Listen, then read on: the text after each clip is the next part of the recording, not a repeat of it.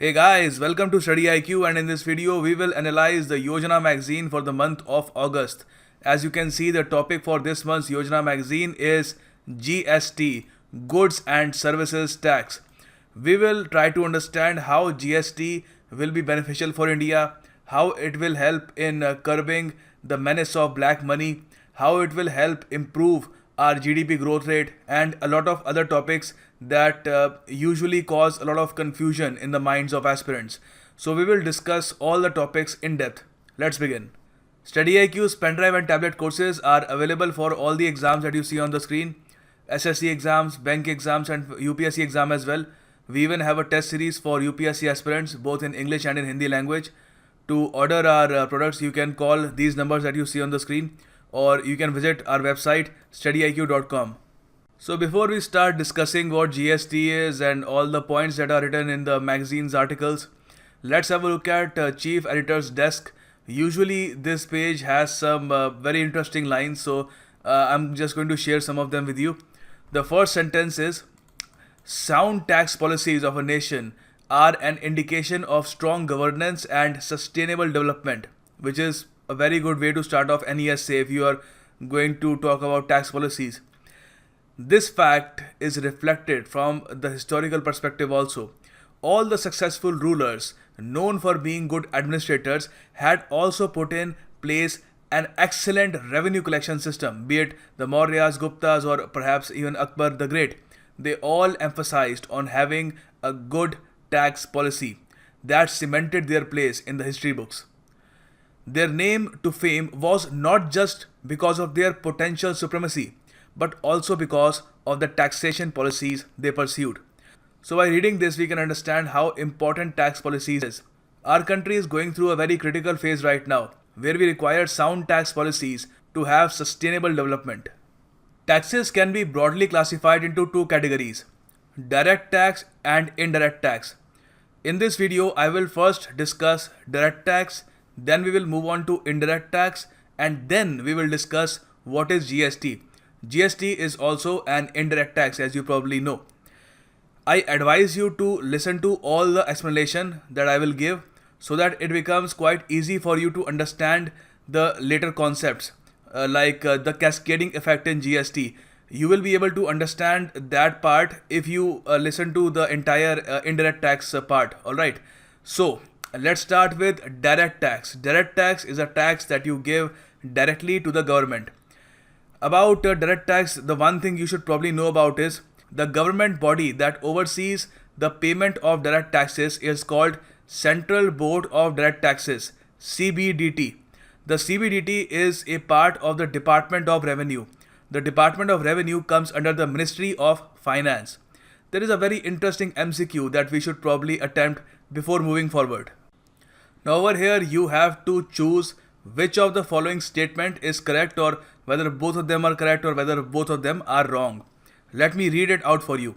The CBDT chairperson is the ex officio special secretary and is under the direct charge of the Revenue Secretary of India, of the Government of India. The second statement is, he has a fixed tenure of 3 years. I suggest you pause this video and attempt this question in the comment section below or in some notebook, whatever you deem fit. Now let's have a look at the first statement. The CBDT chairperson is the ex officio special secretary and is under the direct charge of the Revenue Secretary. As we just discussed, this part is absolutely right. No problem over here. The Department of Revenue comes under the Ministry of Finance, and every department has a top bureaucrat. So the top bureaucrat of the Department of Revenue is the secretary, of course, and the CBDT chairperson is the ex officio special secretary. Alright, and he is under the direct charge of the Revenue Secretary. Make sure you remember this. The second statement is that the CBDT chairperson has a tenure of 3 years. This statement is incorrect because the CBDT chairperson doesn't have any fixed tenure. Usually a CBDT chairperson stays in office for about 2 years, but the term can be extended at the pleasure of the government if they deem fit. So our answer will be option A. Only one is true. Direct tax. Let's discuss direct tax because we probably won't be discussing direct tax all that much in this video. So while we do have a chance, let's just discuss some very important examples. Income tax, a classic example of direct tax. Let's imagine a scenario. I assume that since you are listening to this video, you are seeking a government job, and once you do get a government job, you will get income. Let's assume that the income is 1 lakh rupees. All right. So the government has imposed a tax of 20% on income. So automatically, when the government sends you your salary, 20% of that will be deducted and it will be sent to the government. All right. So this is how it works for the government employees. But if you are a salaried person in the private sector, then you will have to pay your taxes separately. You will have to file your return yourself. But this is the basic concept of income tax, a very simple concept. Of course, there are also slabs. Suppose if you earn 2.5 lakh rupees a year, then you don't really have to pay any income tax, but you still need to file your return. And of course, there are various slabs for people who earn 5 lakh, 10 lakh, 20 lakh, the list goes on. Then there is the capital gains tax. This tax is payable when you receive a fairly large amount of money from an investment or through a property sale, whatever be it. So suppose you have a property, a big house, a big mansion that you want to sell. The government wants some tax on that transaction too. So if you sell a mansion or a house or whatever you have, then the government will charge you capital gains tax. You need to pay the government capital gains tax. Now it depends on the property, when it was bought, how it is being sold. A lot of things are taken into consideration when the capital gains tax is calculated. Then there is the securities transaction tax. Every time you buy a share on the Indian Stock Exchange, you're also paying the tax on it. Alright, so and that tax is called securities transaction tax. Then there is the perquisite tax. If the office vehicle, suppose you work somewhere and your company has given you a vehicle, a car. If the office vehicle is used for both official and personal reason, then it could be taxed. But if it is only being used for official purposes, then no taxes are levied. But if the vehicle is being used for official and personal reasons, then there will be a perquisite tax that you will have to pay. Then of course there is the corporate tax. This is the income tax levied on the revenue earned by a company. International companies have different tax rates compared to domestic companies. Alright, so both of them have different tax rates. That's pretty much all you need to know about corporate tax. Now we are ready to talk about indirect tax. So let's move on to that realm. Indirect taxes aren't directly payable to the government by the consumer. They are collected and paid to the government by the middleman, that is, the person who provides the service or sells the product. So suppose I want to buy a loaf of bread.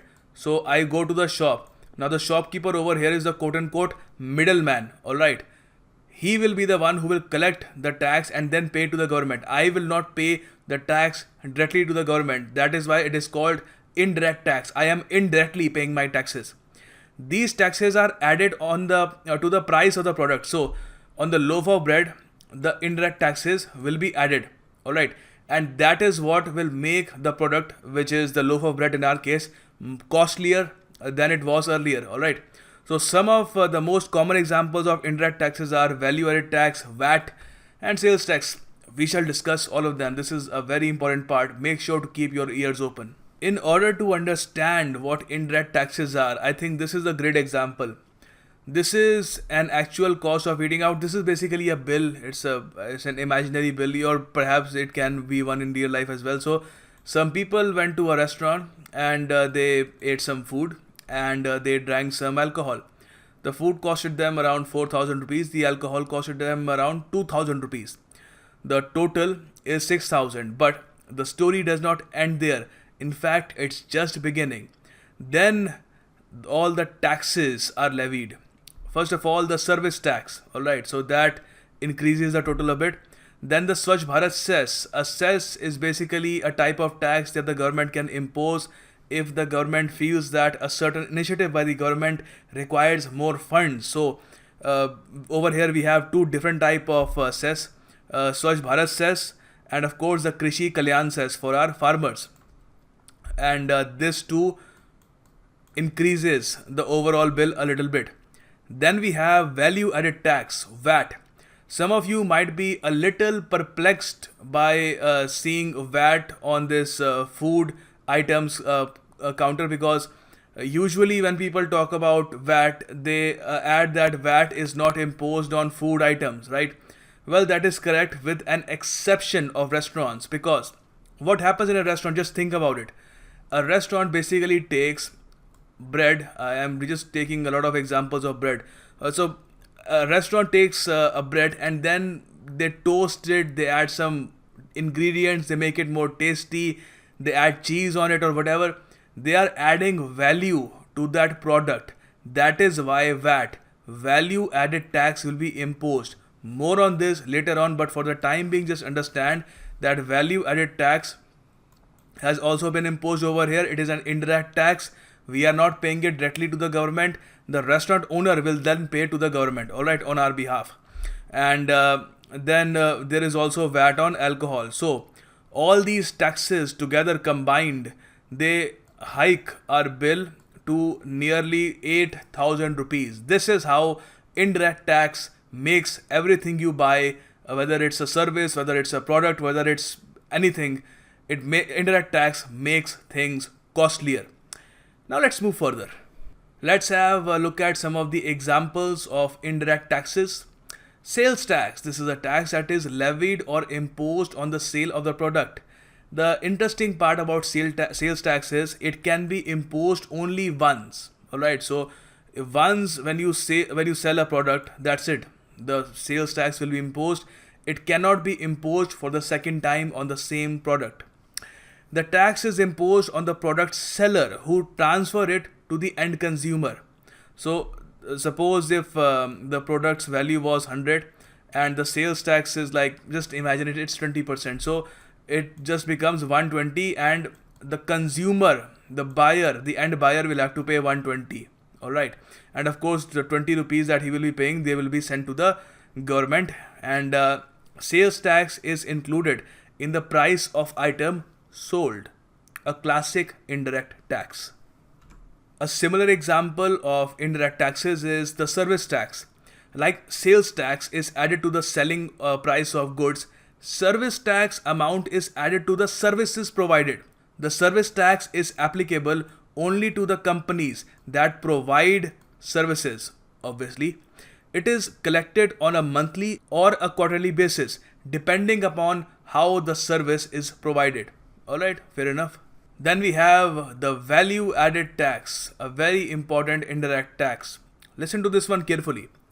This tax is levied or imposed throughout all the stages of the supply chain. Whether we are talking about the manufacturer, I will just stay with me, understand these basic concepts. Later on, it will all be worth it. Alright, be patient. It is imposed throughout the stages of the supply chain, whether we are talking about the manufacturer, the distributor, the wholesaler, the retailer, all the way down to the customer. However, it is not applicable on food items, essential drugs, or exported items. Now here is a very interesting part. VAT is only applicable on food items that are prepared in the restaurant, as they add value before serving it to you, as I told you earlier. So a loaf of bread that you buy from a grocery store, VAT will not be imposed on that loaf of bread. But when a restaurant purchases that loaf of bread, they add value to it, they toast it, they make it tasty, they sort of, make it look good, so before they serve it to you. So that's why they charge VAT on it. And of course, a VAT comes under the state government. You should remember this. Then there is custom duty and octroi. Custom duty is a tax levied on goods that need to be imported from one country by land, sea, or air. It doesn't matter if you purchase the said item in a different country and then bring it to India. The taxes will still be imposed. While the custom duty makes sure that the product entering India are properly taxed, similarly, octroi makes sure that the goods leaving the state borders are appropriately taxed. The octroi charges are maintained by the state government. Now, of course, as you probably know, most of the indirect taxes that we are discussing right now have been subsumed in GST, goods and services tax, so they don't really exist anymore. Octroi, as in Hindi we call it chungi tax, has also been eradicated. 15,000 jobs have been affected by it. You can Google it. Octroi jobs 15,000. So this is a downside of reforming the tax structure. Sometimes you end up affecting a lot of people negatively, even if you don't intend to do so. So it's quite unfortunate that around 15,000 people who were dependent on the octroi tax for their livelihood now will have to seek some other job. Then comes the excise duty. This is the tax that is levied on all the goods that are manufactured in India. Make sure that you remember this, because we will talk about excise tax and VAT tax in our example. So it's just make sure that you understand these basic concepts. It is also called the Central Value Added Tax, or CENVAT. The tax is collected by the government from the manufacturers or those who receive, consequently distribute the manufactured goods. Well, of course, there are other taxes as well. Entertainment taxes, educational cess, surcharge, Swachh Bharat cess, Krishi Kalyan cess that we discussed. Now, let's move on to the main part. What is the GST, you may ask? GST, the goods and services tax, is an indirect tax. First of all, GST is the comprehensive tax that has brought into effect in order to replace all the other indirect taxes that we talked about earlier. Almost all of them, except a few, imposed by the state and the central government. All right, it is levied on manufacture, sale, and the use of goods and services. This is the basic introduction of GST. So how exactly will GST work in India? GST, once it gets implemented, it actually has been implemented as we speak now, it will club all the separate state and central taxes into central GST and state GST, thus entering the borders between states and making India a common marketplace. Now, what are all the taxes that we are talking about over here? Let's have a look at that. Now, I will give you a list of all the taxes that have been subsumed into the GST tax. These are the taxes that were earlier under the central government. So we're talking about the central excise duty, duties on excise, medicinal and toilet preparations, additional duties of excise, additional duties of excise textiles and textile products. This one was of goods of special importance.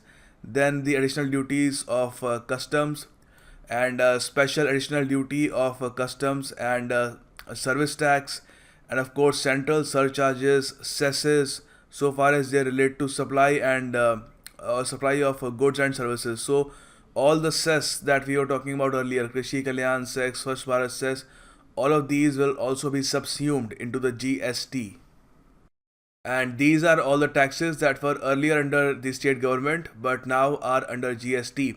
So we're talking about state VAT, central sales tax, luxury tax, entry tax, entertainment and amusement tax, except when levied by the local bodies, taxes on advertisements, purchase tax, taxes on lottery, betting and gambling, state surcharges, cesses, so far as they relate to supply of goods and services. So these are all the taxes that are now under GST. They are pretty much gone now, only GST remains. Let's do an MCQ to fortify whatever we have learned. Now this is an MCQ for you guys. I will read it out for you. I advise you guys to attempt this MCQ in the comment section below or in some notebook or wherever you want to. But do attempt it, and you will find the official answer of this question in the PDF of this video. And the PDF of this video can be attained from the Telegram group of StudyIQ. So, which of the following state taxes are not included in GST? So, first one is state value added tax. The second one is luxury tax. And the third one is taxes on lottery, betting and gambling. So do make sure to attempt this question and let me know whether you got it right. Now it's going to get quite interesting. Just listen carefully. Goods for other states during manufacturing can be bought at cheaper rates under GST. How will this happen? Well, look, the pre-GST model in India was that let's take an example of a dress manufacturer in Surat, Gujarat. At the spot of manufacture, an excise duty SENVAT has to be paid to the central government. If the dyes for the dress are bought from Madhya Pradesh, then the manufacturer has to pay the state taxes applicable for the dyes in Madhya Pradesh, while buying it also pay Gujarat import duty. So you can imagine how much he has to pay over here, right? He has to pay both Madhya Pradesh and Gujarat government. Similarly, if the buttons for the dress are bought from Delhi, then another set of taxes are added to the manufacturing cost. At the end of this chain, when the product reaches the market for sale, VAT, value added tax, is added to it.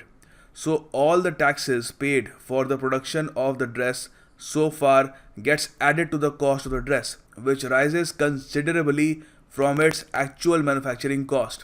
This is how in the pre-GST world, prices used to get spiked up because of so many state and central taxes. Now, GST will also work towards curbing the tax cascading effect. Now, let me just explain what the tax cascading effect is with a very simple example. In order to understand the tax cascading effect, which is a very important part of GST, we need to look at how a t-shirt is manufactured, and we need to look at how it is made right from its raw materials, and how its price in the shop where it will be sold, how is it set, and how various taxes play different role in each stage. Now let's imagine that we are about to create a t-shirt that we will sell later on. So what do we need? We need raw materials, of course. That's what we need. That's the basic thing. So let's assume that the raw materials cost 100 rupees. All right, assumed. Then we have to pay VAT, value added tax of 10% on the 100 rupees. So 10% of 100 rupees is 10 rupees. That's easy. So the total cost is 110 rupees. We have just bought the raw materials. We are yet to manufacture. Manufacturing costs a lot. You have to use a factory, you have to use machinery, perhaps you have to use labor, you have to use electricity. All these things have to be utilized. So let's say that the manufacturing costs about 40 rupees. So from 110 rupees here, the cost of manufacturing is added, so we end up with 150 rupees. Now again we shall be taxed. We shall be taxed by the excise duty. As I told you earlier, whenever you manufacture something in India, you have to pay the excise duty. Well, at least you had to pay it. So let's assume that the tax structure is that the tax percentage doesn't change, which doesn't really happen in the real world, of course, but just to make it easy for us to understand, let's assume that the tax is always 10%. So now the tax after manufacturing the t-shirt is 15 rupees, right? 15% of 150 is 15, and now we end up with 165 after the excise duty is levied. All right. Then we move the t-shirt down to the wholesaler. The wholesaler adds some value to the t-shirt. He packs it nicely and he does some extra work over there, whatever it be. So he basically adds some value to the t-shirt. That costs him around 30 rupees. So now after 165, 30 rupees are added, so we end up with 195. Then again we have to add the VAT tax over here, right, for the wholesaler. So 10% of 195 is 19.50 rupees, right? 19 rupees 50 paise. And then when we add both of these, we end up with 214 rupees 50 paise. All right, the cost keeps on increasing. Finally, we shift the t-shirt to the retailer. Even he wants his margin, right? Even he is adding some value to the t-shirt, whatever it be. So he adds 20 rupees extra to the cost of the t-shirt, and we end up with 234 rupees 50 paise. And again, finally, the central sales tax will be levied, because after the retailer it will be just sold off, right? So 10% again we have to calculate, and we will end up with a grand total of 257 rupees 95 paise. Now just let this sink in. Let's just analyze this. The total cost of that t-shirt was 190 rupees, but the taxes, they add up to 67 rupees 95 paise. This spikes up the price of the t-shirt a lot, that the consumer has to bear. Now what is cascading effect? If we look at the manufacturing part over here, you can see that already we have paid 10 rupees as tax on 100 rupees, right? 10% of 100 rupees is 10 rupees. So when the 10 rupees get added, it becomes 110, and then of course manufacturing is added, so we end up with 150. And again, the 10% of 150 is 15 rupees. Why are we paying taxes on taxes? Right? Because the 10 rupees that we paid earlier, even they are being added on the amount that we will be taxed on, which is unfair. It shouldn't happen, because at least the manufacturer should say that 10 rupees have already been paid, so tax me on 140 rupees. So the tax over here should be 14 rupees, and then the cost overall comes down. This is the tax cascading effect. This is how it works. Now of course this is how it used to work pre-GST, but what GST has done is that GST has actually listened to all these manufacturers, wholesalers and retailers, and with GST you can actually get tax offset. So under GST, suppose you already have paid 10 rupees, so you won't really have to pay tax on 150 rupees. You have to pay tax on 140 rupees. That means you will have to pay a tax of 14 rupees. Alright. And similarly, the cost keeps on going down as we go further. So this is how the tax cascading effect works, and how GST is fighting it, and GST has pretty much reduced it. So another reason why in the pre-GST world not much could have been done was because VAT over here is a state tax, as we discussed earlier. All the prior knowledge is being used now, right? And excise duty is a center tax. So there was no coordination between states and center, that once a tax that has been levied by the state government, it should not be again counted by the central government. There was no such thought. There was no such thought given to it. So once state government was taxing it, then the central government was taxing it, and then state government again in the third stage, and then central government again. So it was just increasing the price of the product. Now some of you might be asking, alright sir, so we understand how the cascading effect, it ended up increasing the price of the product, and it just kept on increasing the tax that the central and the state government would eventually get.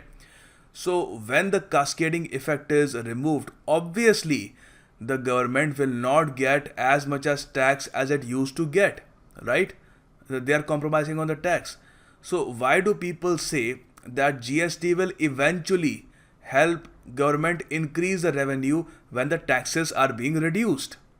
Well, the answer over here is the difference in this view is the difference between people paying more taxes and more people paying taxes.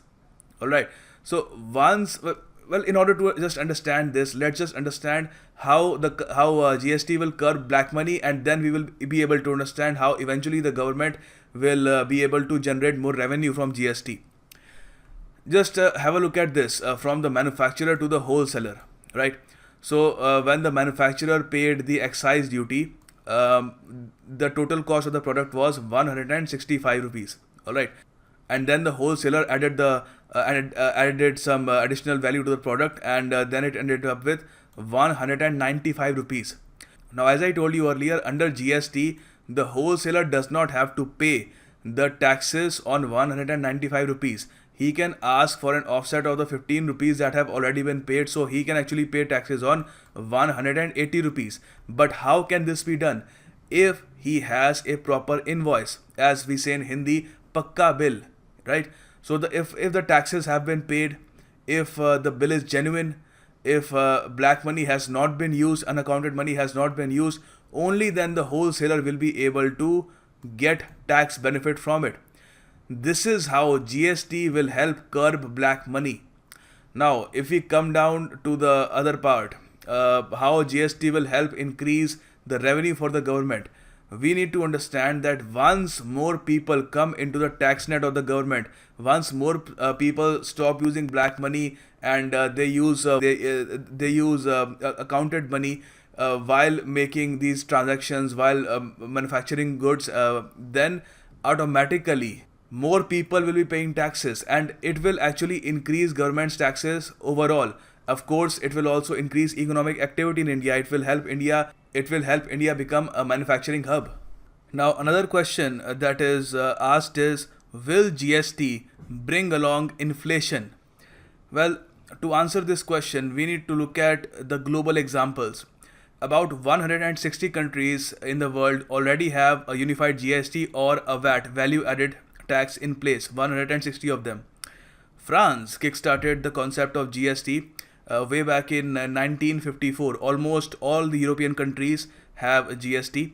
US is pretty much the only world power, the only developed country that does not have a GST, because they emphasize a lot on providing high level of autonomy to the states when it comes to taxation. Other than that, other policies as well, they tend to provide a lot of autonomy to their states. So we need to understand over here is how the inflation affected all these countries. Now this is a very interesting map that I would like to show you guys. You can clearly see all the major countries and their respective GST rates here. The reason why some of them experienced inflation, or in some cases hyperinflation, for the first 2 years when GST was introduced, was because they did not have a VAT system before. Alright, India has been using value added tax for a very long time now. The concept of value addition is not new to India.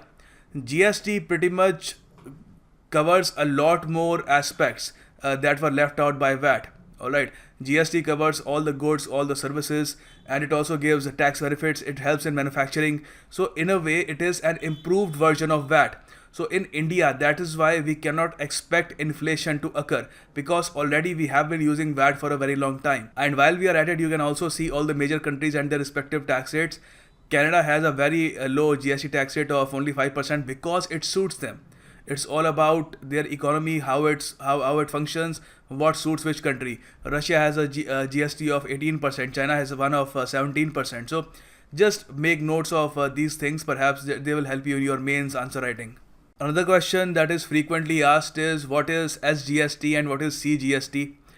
To explain this, I will just give a very simple example. This was given in the magazine, so I think this will pretty much clear everything. Suppose there's a dealer, Rajesh, in Maharashtra. He sold goods to Anand in Maharashtra worth around 10,000 rupees. GST rate is 18% of the certain goods. There are slabs in GST, we will talk about them later on as well. So the GST rate is 18%, comprising of CGST rate of 9% and SGST rate of 9%. So this is the central GST, and this is the state GST. So the center will get 9% tax, state will get 9% tax. In such case, the dealer collects 1800 rupees and 900 will go to the central government and 900 will go to the Maharashtra government. Since we are talking about Maharashtra, so Maharashtra will be the state government. It varies from case to case. And then the IGST is all about if you take goods from one state to another, then you don't have to pay all the taxes to the respective state government. You just have to pay the IGST. That will help the manufacturer in the long run as well. Now in India, we have modified GST in a very unique way to cater to our own needs. We need a GST that works for India. We just don't need a GST for the sake of having a goods and services tax. So in India, we have different slabs for different products. There are 4 slabs, but if you count the 0% slab as well, there are 5. But this isn't exactly a slab. These are the products that have been exempted from the goods and services tax. So the sort of 0% tax rates will be applied on milk, kajal, all the products that you see on the screen. And you don't really need to remember these. I'm just showing you all these products so that you can understand the basic constitution of GST a lot better. And of course, then there is the 5% tax on sugar, tea, coal, cashew nuts, coal, various other things. All right, and then the 12% GST, where butter, computers, ghee, almonds, all these products will be covered. And then there is the 18% tax bracket, where hair oil, capital goods, toothpaste, ice creams are covered. And finally, we have the big 28% cap tax slab, where small cars are covered. And of course, on some high-end motorcycles, 15% cess will also be added. This is also applicable on luxury and sin items like BMW, cigarettes, and some aerated drinks. So these are bound to become much more expensive, but I seriously doubt if only these items can contribute to hyperinflation in India, and it probably won't really affect a lot of things.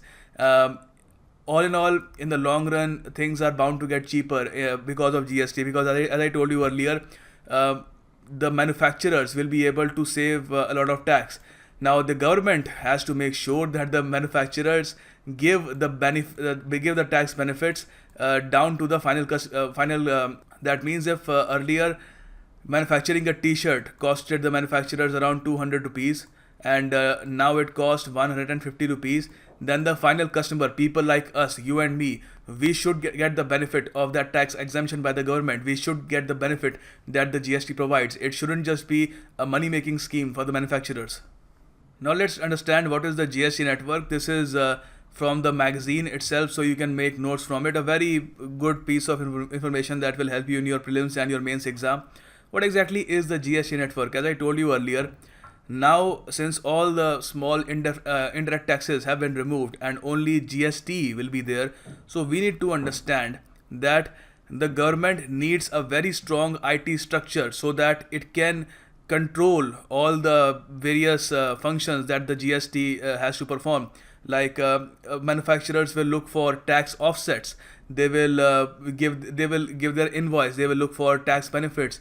They want to pay taxes. A lot more people will be paying more taxes now, right? So now, since all these things are happening, of course, all these businessmen won't stand in a huge line and a huge queue and then pay their taxes on through a window. They will be paying it online. So in order to make sure that they have a proper platform to do so, GST network was created. Now here are some points about the GST network. I would suggest you to write them down. A section of 15 private limited companies with strategic control with government to function as a common pass-through portal for taxpayers, for to submit registration application, to file returns, and to make tax payments. Now these are the functions of the GST network. Then this is very important. Make sure you remember this. This can be asked in any exam. Infosys, not TCS. They might try to confuse you with TCS as the option, but Infosys has been appointed as managed service provider of GST, the MSP of GST, along with 34 other GST Suvidha providers. Alright, all these companies, they will help run the GST network so that people can easily pay their taxes and the entire system isn't lagging, or people don't face a lot of hassles, because as I said earlier, this is the biggest tax reform in the history of India, so it needs to be done smoothly. Now let's have a look at the advantages of GST. The GST, being a federal law, prevents the states to have their own taxation laws on goods and services, of course. So earlier the states had their own different VAT systems, whatever suited them, but now that won't be the case. The GST Council will decide what the tax rates will be. And then GST also makes a taxation system easier. Now some of you might say, sir, that is not true. It actually complicates it. But in reality, if you think about it, it just makes it complicated for the time being. In the long run, it will actually make it a lot simpler, as a lot of indirect taxes have been removed and you just have to pay one GST, one nation, one tax. Finally, tax evasion at various stages will be eliminated, as tax offsets can be collected only if taxes have been paid originally. As I showed you a number of times in the whole manufacturing process, that if you want the tax offsets, then you need to show the invoice, right? And you need to show that the product, that the material has been bought from someone who has paid the taxes. Only then you will get the tax benefits. So this will create a structure where more people will be paying taxes, which is a huge advantage for India. Then you will also be able to buy raw materials or constituent materials for production only from those who have paid taxes in order to claim benefits, as I told you earlier. Now let's have a look at the disadvantages. GST is not good news for all sectors though. In the current system, many products are exempted from the tax system. The GST proposes to have minimal exemption list. Currently, higher taxes are levied on fewer items, but with GST, lower taxes will be levied on almost all the items. Now again, if you ask me personally, I don't really think this is a huge disadvantage, but since we have to write something, this can be a disadvantage of GST. So this is the end of the video. Hopefully you will like it, share it on Facebook, WhatsApp, or wherever you can. This is the first time I have made Yojana magazine analysis in English language. Hopefully you will like it, and I will see you next month. God bless you all.